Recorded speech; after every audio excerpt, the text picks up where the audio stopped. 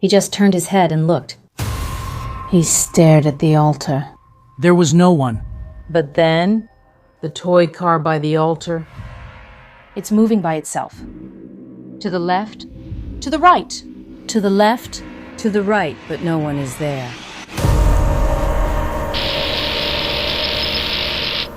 Hello, welcome back. Zero space.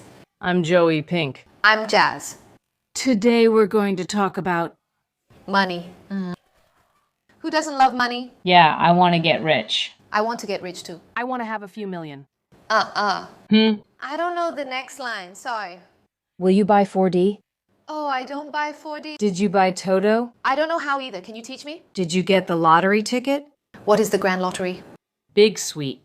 Oh no, I don't know how to play that. Huh? I just don't know how to, pick numbers or anything like that. Do you know what 4D means? Yeah, I know. 4 digits.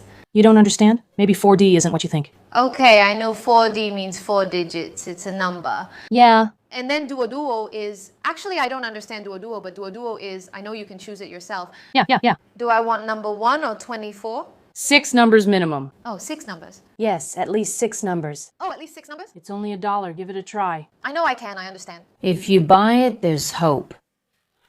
We don't... You have to buy it. Not Singapore, okay? We don't recommend gambling, okay? Oh, yeah. You can't gamble recklessly. That's right. $1 is okay, $1 is okay. No, just don't interfere, okay? So now we say, like, seeking wealth, it seems like we just want to have a bit more money. Everyone might go pray for it. Yes. Maybe praying for work to go a bit more smoothly. Yes. That way more work may come in. And then? Earn a bit more money, things like that. Worshipping the god of wealth or something like that. There should be one, there's a temple for the god of wealth in Sembawang. I think it's Sembawang, or maybe Yishun. Oh. There is actually a temple for the god of wealth. Yeah, you can go try. Not interested. I didn't buy lottery tickets or Toto, okay? But I do believe that. Most people will encounter it just thinking, hey, why not go pray for wealth today? But besides worshiping gods and praying for wealth, do you know what else you can do? Raise little ghosts. That's right. Isn't raising little ghosts supposed to bring wealth? You can ask for windfall wealth, but can raising little ghosts really bring you wealth? I don't understand. We're all familiar with some supernatural beings from our own cultures. Okay, but how many of those can actually bring you wealth, do you know? In many cultures, people use different rituals to pray for wealth. For example, we Chinese are alike. We honor our ancestors and make offerings to the good brothers during the 7th lunar month, right? These, besides asking for protection, sometimes we also ask for a little extra luck with money. It's like, This Saturday, Sunday, can you let me win 4D? Wednesday, Thursday, can you let me win? Wednesday is also 4D, sorry. Monday, Thursday, can you let me win Toto? but some people, they don't pray to gods or ancestors. They just, maybe. I'm not sure if this is a crooked path, but it's like raising little ghosts. I know Chinese people call it raising little ghosts. But in Indonesia and Malaysia, they call it Tuyul. Yes. It's what we Chinese people call guaizai. Do you know? They usually look like little children with small heads and small bodies. Their skin might be pale or have a greenish tint.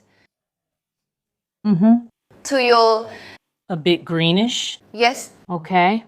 skin. They just serve their masters. Help them, that is, steal money, valuable items. Okay. Yeah, and also Thailand's Kuman Thong, okay? And then you need to worship Kuman Thong, right? There are steps involved. There are procedures. Okay, it's kind of like, for example, the place of worship. At home, you need to prepare a clean little altar. And usually this little altar is placed in a hidden spot at home or in a small corner. And then on that altar, you need to place the containers used to keep the ghost child. For example, a small statue. Or an urn. Or perhaps pottery, woodwork, etc. Okay, it all depends on your mage's rules or your mage's requirements. This is the place for that altar. And also their daily offerings. For example, food, milk, candies, cookies, and things like that for them to eat. And also toys like little dolls or model cars, things like that. So they feel like they have company and also they can play. Yeah. Another thing is you should regularly burn incense and light candles for them to show your respect and sincerity. Hey, the things they eat, why do I feel like what I've heard is kind of like they're offering blood, you know? They have to offer blood to them. Have you heard of this? I've heard about it. Maybe some people just do things differently. Oh, right. Okay. Right. Maybe it just depends on the master or the requirements of that monk. Or maybe it's just personal preference. Because you're talking about Thailand, I'm not sure about it either. But I've heard of the Chinese community. Sometimes they use like their own blood to feed them. Their own? Yeah, just like Okay. if it were me, I'd treat my blood as yours and yours as mine, like we're one. That's the idea. Oh my God! Okay, I thought it was like animal blood, like chicken blood or duck blood. I'm not sure about this kind. It's scary he used his own blood. Some people really are like that. Okay, but it's about Kuman Thong, right? Well, today's story is actually shared by our audience member, Jayden. It's a story about Kuman Thong. Okay, this happened to him. It was his own personal experience. It started a few years before the pandemic when he was in secondary 3. He enjoyed spending time downstairs at the apartment block with friends, playing games on their phones and consoles. He clearly remembers it was the 7th month of the lunar calendar. During the 7th lunar month, while they played video games downstairs, many people were burning joss paper and incense nearby, making it smoky and hard to breathe. A friend suggested, let's visit my friend Jiewei's house. Let's go to Jaiwei's to play video games. He lives close by. Okay, so Jayden hasn't met Jiwei before. This is his first time visiting Jiwei's house and meeting him. He and his friends went to Jiewei's house. After arriving, when the door opened, since Jiewei brought them up, no one was at Jiewei's house. His parents were out. When the door opened, it was a bit dim inside. It was dim and cold inside, but if you looked straight through the main door, there was a shrine. So the only light came from the shrine. He agreed without much thought and went in with them. They were supposed to head straight to Jiewei's room. They would pass by the altar. Jayden is a Christian. He didn't overthink it. He saw the altar and thought, oh, that's a Thai deity statue. And under the Thai deity statue, there was a little boy's toy. It looked like a figurine or a doll. Okay, and then around this little boy's figurine, there were toys, snacks, and candies. He was a bit curious, like, hey, what's this? Jaiwei said, this is my dad. He raises a Kuman Thong. That's what he said. And Jiwei, because he's a Christian. Jayden, because he's a Christian. So he doesn't really understand other religions. And he didn't think too much about it. Then, when they went into the room, it seemed like they were chatting. Jaiwei told them that this Kuman Thong is a little spirit that his father keeps. Right? And then he told them, he even joked that sometimes, you know the glass of water next to it, you might see the water in the straw go up and down, but no one is drinking from it. And then there are some things that you just won't believe unless you see them with your own eyes. Right? So they just, thought it was really interesting, just kind of laughed it off. Jiewei told them, hey, don't think it's so funny. This Kuman Thong once helped my dad win the lottery twice in 1 month, and it was a big win both times. Oh, wow. Yeah. They just said, okay. Jiewei also said that his dad told him not to disturb that Kuman Thong. If he does, Kuman Thong won't spare him. Then they all realized what it meant. Don't underestimate Kuman Thong. Then they were playing video games in the room. They kept playing and playing. Then Jayden Heard footsteps repeatedly. He heard footsteps outside the room door. Not upstairs, but right outside the room door. But his family had no pets either. He was okay with it. He didn't think too much about it. And then, after a while, nature calls. Jayden needed to go to the bathroom at that moment. Okay, so he walked to the bathroom by himself. He passed by that altar. When he passed by the altar, he didn't see anything either, but he felt that someone was watching him. As he neared the restroom, the feeling made him increasingly uneasy. He turned around and looked. He looked straight at the altar. There was no one there. But the toy car over there by the altar Was moving by itself. to the left, To the right. To the left. to the right, but no one is there. He didn't even go to the bathroom. He ran straight back to his room. When he ran back to his room, his friend was watching him and said, "Huh, that fast?" They laughed at him, but he just said it was nothing and told them, "I feel sick and want to go home." Then Jayden asked Ji Wei if he could walk him to the door. Ji Wei let him out. Right, but Jayden didn't dare to look back. He just kept sticking close to Ji Wei, really close. And after that, right, he never went to Ji Wei's house again. And after that, whenever he saw Ji Wei, he didn't dare to ask him about what he saw anymore. he actually never brought it up and didn't dare to ask. So things like this, you can't not believe in them. Oh, if I were Jayden, I think I would immediately just go out and go home. I would be scared too. Oh, yeah. Because it just happened, right? Then you ran into Ji Wei's room. You immediately told him you wanted to go home and you had to leave to go out again. Yeah. Then you have to pass by the altar to get to the door. I would definitely wait a bit, maybe wait a few hours before I feel okay and ask, can I go home now? If you go to a friend's house and your friend tells you, you see the same situation, right? And then your friend says, That's the little ghost my dad keeps for his business. He also tells you about things he's seen. Can you believe it? I rarely visit my friends' houses. Okay. I don't really like going to other people's houses. Second, if my friend tells me, if he has seen or heard something about his, the altar in his house, I would believe it. okay, because Maybe I probably won't stay long after that. I think staying over there won't affect the vibe or anything like that. But you'll be scared. I don't know either. Maybe I'm just really curious. I would actually want to see that. Jayden just mentioned that at Ji Wei's house, Ji Wei sometimes sees water in the straw moving up and down. I really want to see it for myself.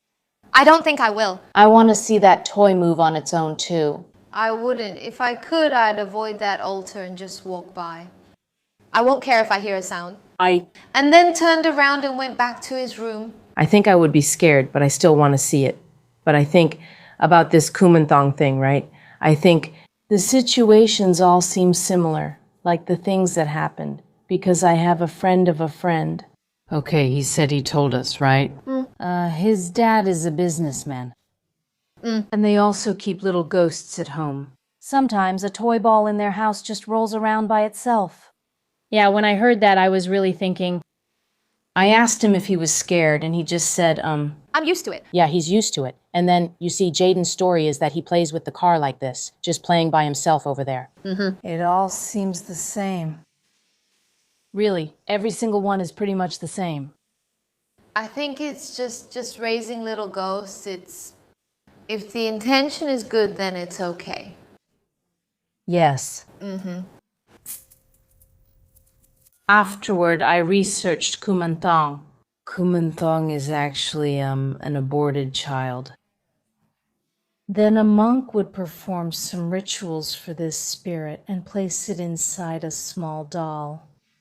That's Kuman Thong. But many people misunderstand Kuman Thong as something evil or bad, thinking it's used for doing bad things. However, for Thai people, raising Kuman Thong is actually a good deed. It's like adopting a child from an orphanage. And then, take the ratio in this orphanage, for example. It's like, you adopt this child, right? Then he grows up. Then, when it's time for this Kuman Thong to be released, The owner will perform the final ritual of release. Help him pick a name and send him on his way. Oh, Actually, it sounds a bit touching, doesn't it? yes. it's really different from what I heard before. Raising little ghosts or Kuman Thong is very different and has many downsides. In Thailand, many people keep little ghosts called Kuman Thong. That's all. Wealthy people or those marrying into powerful families often raise little ghosts. It's common. It's all out of good intentions. Then it's okay, that's fine. After hearing you talk about Thailand's Kuman Thong, do you know that we Chinese, some people keep little ghosts? Little ghost. I think it's usually people who do business Yes. because they just want to help them attract wealth. So, I have a story. It's about my friend's cousin. We'll call him Chris, okay? Back in 2005, Chris was waiting to enlist, to join the army. At that time, he had a 6-month gap. He planned to find a job to make some money. He had a friend who introduced him to a nightclub to work there. It was one of those upscale KTVs with hostesses who drank with customers at that time. Okay. As a waitress, Okay. that karaoke television was inside a hotel in McPherson. That hotel has been renovated. I don't know if that karaoke television is still there. You tell me. Okay. So we all know, some people, not us, okay, some people know that karaoke television has a big hall and many private rooms, like a lot of rooms. So the waiters take turns going into those private rooms to check if there are any guests. If there are guests, they might get tips because tips are their main source of income. If they can make 200 yuan in one night, that's already pretty good. The owner of that karaoke television is also very strict. The owner also comes to check in advance. Look, even if there are no guests in the private room, the waitresses still have to wait outside the room. Each of the waitresses has a walkie-talkie. They can coordinate with each other, like deciding who gets to take a break or go out for a smoke. And the place where they smoke is in the little dark passage by the emergency exit. That's also where their lockers are.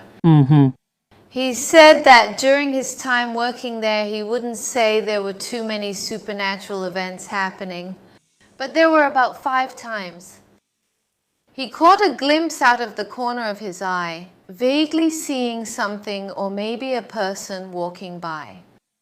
At the time when he looked, hey, there was nothing there, but he vaguely remembered that the shadow was quite small, about the height of a child. Okay. He just thought, oh, maybe he was just too tired, because their work hours were mostly at night and they rested during the day. So he didn't really pay much attention to it. And then there was one thing that changed his mind. The waiters only went to get their salary once every 2 weeks. So they only went into that office every 2 weeks. Inside that office, there was another room, which was the boss's room, and they would never go in there. But one day, he was asked to deliver some documents to his boss, so he had to go into the boss's room. When he opened the boss's door, he saw an altar on the floor.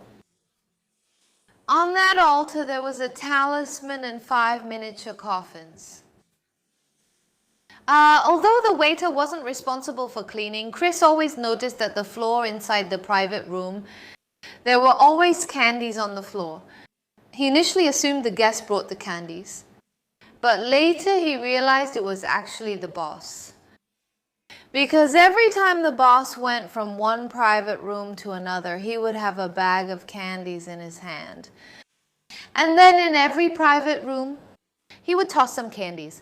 At that moment, Chris remembered the silhouette of that child he saw. It might be Guizai. Yeah. Maybe it's just that the boss raises Guizai. But he wasn't really scared or anything because he thought it didn't harm him. Maybe it even helped him, like earning a bit more in tips. Because during those 6 months of work, he really did save quite a bit of money. Nice. So I think kids are usually... It's just that businessmen want to use them to attract business. Yeah. Increase profits, it's better for business. Yes, for business people like Xiaogui and the others, right? The responsibility is to help him, for example, help his business, like bringing in some clients for him and helping his business thrive. After hearing both our stories today, I don't find little ghosts scary. Actually, after hearing this story, I did some research and looked up some information. I learned those 5 mini coffins likely relate to the 5 ghost bringing wealth ritual. Yes, it's one of the folk spells from China. Usually these 5 little ghosts include red, yellow, blue, black, and white. These 5 little ghosts each have unique roles such as protecting their master, removing obstacles, and also bringing in wealth. Yeah, I've heard of clearing obstacles. Oh, really? Yeah, it's like helping the owner block stuff. Ah, right. Yeah. Joey, would you keep a little ghost? Okay, after hearing both stories today, right? I think my view on the concept of raising little ghosts has kind of changed. Actually, me too. Right? Yeah. Previously, I felt that raising little ghosts was just... Even though it's just helping, I know that raising little ghosts is only something business people do. Okay, but I still feel like it's just not good. Because this is unnatural. Yeah. Okay, yeah, but after listening to the 2 stories today, right? I feel like they really didn't have any bad intentions then. It's still okay, but if you ask me whether I would keep one, I don't think I would, because... I just don't want to touch anything supernatural. I feel like it's unnatural. Me too, but you know, I've also heard a story because when I was searching, I saw a story. It said, raising little ghosts. When you raise them until they're about 15, 16, 17, or 18 years old, they start to rebel. Oh, okay. They will rebel? They'll want more, right? So you can't just use toys to provide for them? Yes, it's just like you said, raising orphans is similar. When they reach about 15 to 18, they go through a rebellious phase. Yes. So for those of you who want to raise little spirits, you need to think carefully because there might be bad consequences. Yes, actually, there's no such thing as a free lunch or a free dinner in this world. Okay? Don't talk back. And then it's very similar. You can't just give them Coke only when you need their help. When you don't need help, you just leave it and don't care about them. If you want to raise little ghosts, you must Put in a lot of effort. It's really like raising a child. And only then will they, in return, help you out, like protecting you from bad things or bringing you wealth, things like that. Yeah, but these things, honestly, I really believe in karma. So if you want to mess with these things, you have to know there will still be consequences. Yes, I think you really need to be mentally prepared and take responsibility for it.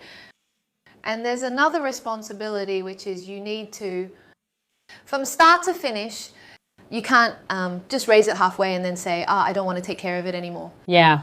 Do you understand? Yes, and also raising little ghosts, right? Don't have the mindset that if you raise little ghosts, you can just stay at home and do nothing, and they'll do everything for you. No, you still have to work hard yourself, but it's just that this spirit might help you remove some obstacles, that's all. Yeah. So, do you guys keep little ghosts? And if any of our audience members are keeping little ghosts, could you share more information with us? Like, has anything happened? Tell us, we're really interested. Yeah, I really want to know. All right, that's it for today. Remember, if you have any stories, you can email us or direct message us on TikTok. All right? All right, remember to like. And subscribe. Also, Turn on the little bell. Bye.